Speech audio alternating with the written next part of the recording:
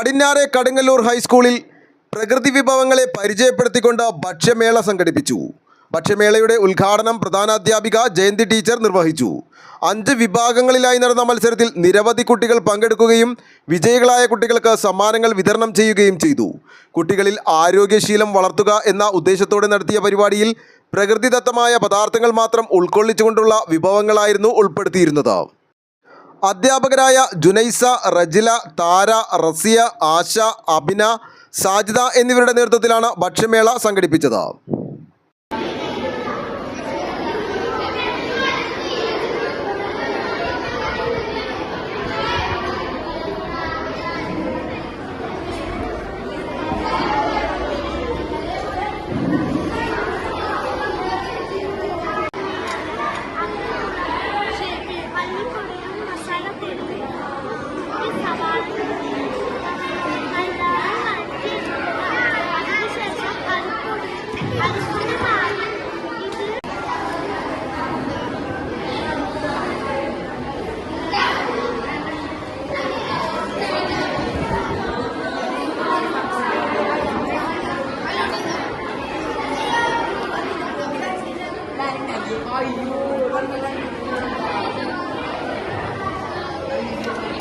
സ്കൂളിലെ പാചകത്തൊഴിലാളികളായ സിന്ധു, ശകുന്തള എന്നിവരായിരുന്നു മൂല്യനിർണ്ണയം ചെയ്തത്.